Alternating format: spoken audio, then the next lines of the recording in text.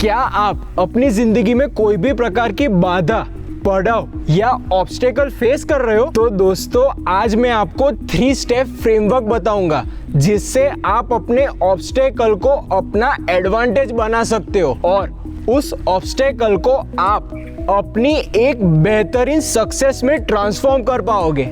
हमारी जिंदगी में जब भी कोई बाधा, ऑब्स्टेकल आती है तो हम या तो गुस्सा होते हैं, या तो निराश, या तो डर जाते हैं, या फिर बहुत परेशान और फ्रस्ट्रेटेड हो जाते हैं, क्योंकि ये हमें हमारे गोल्स और प्लान्स को अचीव करने से रोकते हैं, हमारी प्रोग्रेस को थमा देते हैं, रोक देते हैं।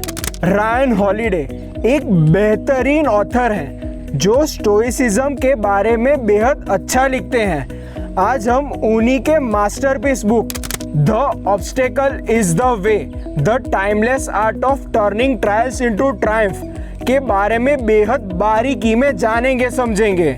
सो फ्रेंड्स, किसी भी ऑब्स्टेकल को एक opportunity, advantage and ultimately success में ट्रांसफॉर्म करने के लिए हमारे इस फ्रेमवर्क में 3 डिसिप्लिन्स हैं जिन पर हमें फोकस करना है। फर्स्ट, परसेप्शन, मतलब चीज़ों, हालातों और हमारे साथ जो हो रहा है उसे कैसे हम देखते हैं, परखते हैं और कैसे हम उन्हें समझते हैं। हमारा यही परसेप्शन या तो हमारी सबसे बड़ी ताकत या तो हमारी सबसे बड़ी कमजोरी बन सकती है। सेकंड, एक्शन, कोई भी किसी भी तरह का एक्शन नहीं, पर correct and well directed action जो क्रिएटिविटी और फ्लेक्सिबिलिटी का परफेक्ट कॉम्बिनेशन है। थर्ड इज विल, जो हम सभी की अंदरूनी शक्ति है, इनर पावर है जो बाहरी हालातों से इफेक्ट नहीं होती। आज हम इन तीनों को बेहद बारीकी में जानने और समझने वाले। एंड यस फ्रेंड्स, इस वीडियो के लास्ट सेगमेंट में मैं इस बुक से कई लाजवाब विजडम कोटेशंस शेयर करने वाला हूँ। So please do stick around. The discipline of perception. Ryan holiday कहते हैं कि हमें हमारे दिमाग में कुछ चीज़ों का ध्यान रखना चाहिए जब भी हम हमारी जिंदगी में कोई भी प्रकार का ऑब्स्टेकल या बाधा को फेस करते हैं। We must try to be objective. We must control our emotions, put things in perspective, stay in the present moment, and most importantly, focus on what we can control.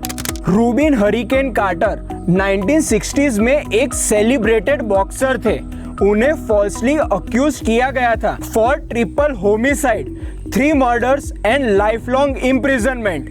He was absolutely innocent. Rubin Hurricane Carter was at the peak of his boxing career when he was imprisoned for a triple murder. 5 slices of stale bread to eat and a cup of warm water to drink. I ate the bread because I was determined to survive. Morning, noon, and night did not exist for me. Just different shades of darkness. I was angry at everything that moved. I was angry at the 2 state witnesses who lied. I was angry at the police who put them up to it. I was angry at my family because they wanted me to quit. They wanted me to give up my protestations of innocence, the dream of being free that meant everything to me. I knew that I was not in prison for murder. I knew that I was innocent.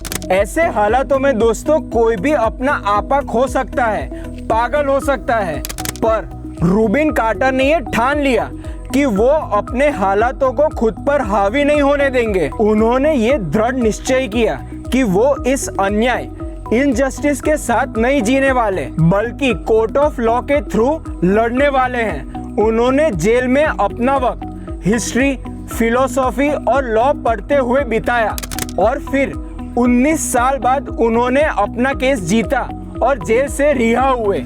After hours of deliberation, Judge Sarakin finally dismissed Rubin's case for insufficient evidence. So after 19 years in jail, Rubin Hurricane Carter was officially innocent. Listen, I wanted to lay down a whole lot of time, but I couldn't.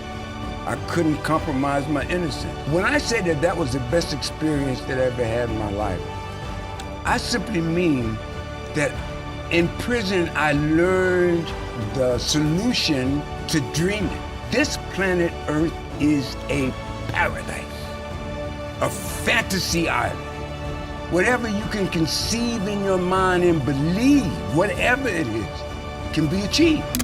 There is no good or bad without us. There is only perception.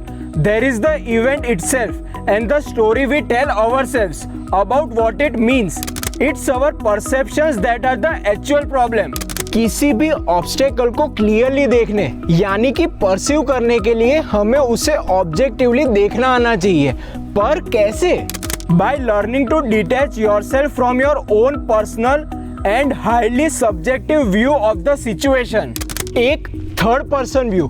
कैसे आप अपने सबसे करीबी दोस्त को उसी situation में सलाह दोगे? Domesticate your emotions. किसी भी ऑब्स्टेकल को एक्सपीरियंस करते हमारा पहला reaction usually anger, frustration, anxiety या कंफ्यूजन होता है। अनकंट्रोल्ड इमोशंस हमारे परसेप्शन और जजमेंट को धुंधला कर देते हैं। Real strength lies in the control और as Nassim Taleb put it, the domestication of one's emotions, not in pretending they don't exist. हम लॉजिकल क्वेश्चनिंग के सहारे हमारे इमोशंस को मात दे सकते हैं। Please do check out my video on the 7 habits of highly effective people by Steven Covey. उसमें विस्तार में मैंने बताया है द सर्कल ऑफ इन्फ्लुएंस के बारे में। आपको उसे जरूर देखना चाहिए दोस्तों। Unexpected things are guaranteed to happen in life and it is our job to remain stoic in face of them because there is always a counter move, always an escape or a way through. Shake off the bad stuff as it happens, keep moving on and it will be like nothing did happen. Looking at the situation in isolation often makes the obstacle seem impenetrable, but if we take and replace it in a larger context, we can often see that it's truly important. दोस्तों, हमें हमारा perspective को malleable, नरम रखना चाहिए ताकि हम obstacle में हिडन अपॉर्चुनिटीज, हिडन एडवांटेजेस को देख पाएं। Actions, they must be persistent and disciplined to be effective. हमें अपना पर्सपेक्टिव तो बदलना जरूरी है, पर ये अकेला काम नहीं आएगा। हमें एक्शंस भी लेने पड़ेंगे। किसी भी तरह का ऑब्स्टेकल, चाहे वो कठिन हो या चाहे वो आसान हो, चाहे वो छोटा हो या चाहे वो बड़ा, हमें एक्शंस लेने ही पड़ेंगे उस ऑब्स्टेकल को पार ओवरकम करने के लिए। और फ्रेंड्स, ये काम हमारी जगह या हमारे लिए और कोई नहीं कर सकता। So friends, we must greet our obstacles with energy, persistence, deliberate process, resilience, strategic wisdom, craftiness, eye for an opportunity.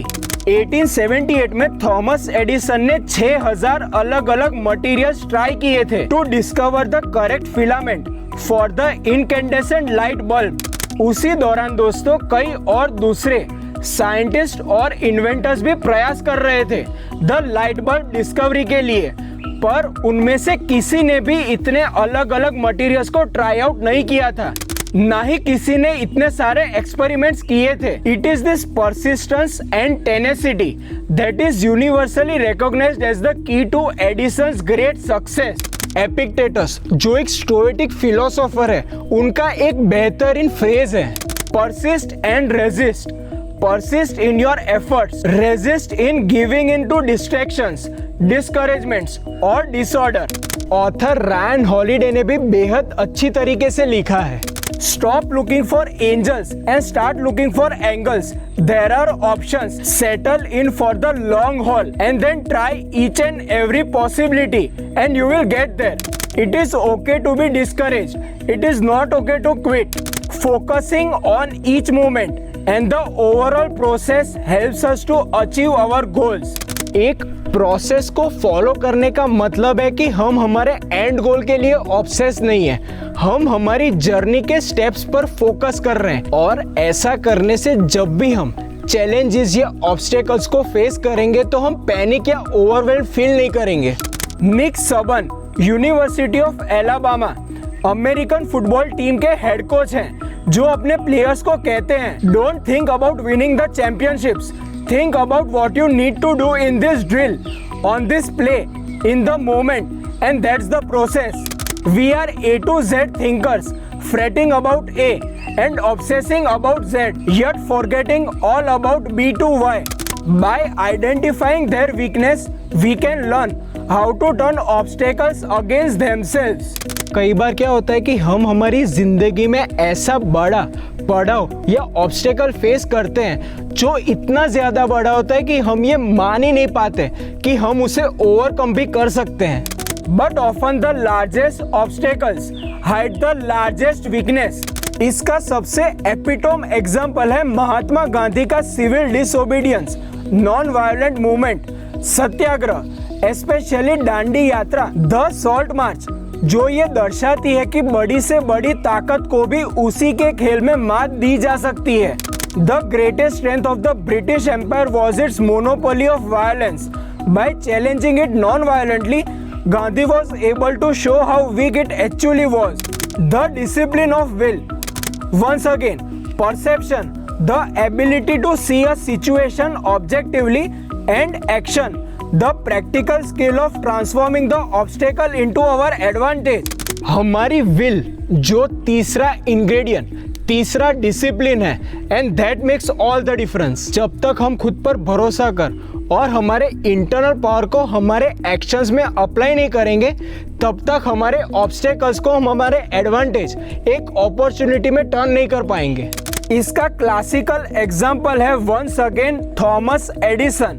Early 1900 में जब एडिसन 67 ईयर्स के थे, उनकी ऑफिस, रिसर्च लैब और प्रोडक्शन कैंपस में बहुत ही बड़ी आग लग गई थी. जब तक एडिसन वहां अपने बेटे के साथ पहुंचे, तब तक पूरा बिल्डिंग राख हो चुका था. उनके सारे prototypes, papers, patents, experiments and research सब कुछ जलकर राख हो गया था. पर थॉमस एडिसन का रिएक्शन हिस्टोरिकल था. उन्होंने अपने बेटे से कहा, जा अपनी माँ को यहाँ लेके आ, वो भी देखे इस दुनिया की सबसे लाजवाब आग को.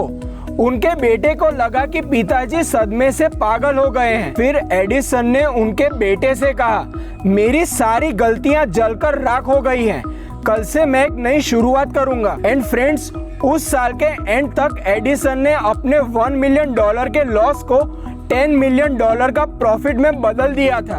A disciplined will allows us to push ourselves to our mortal limits.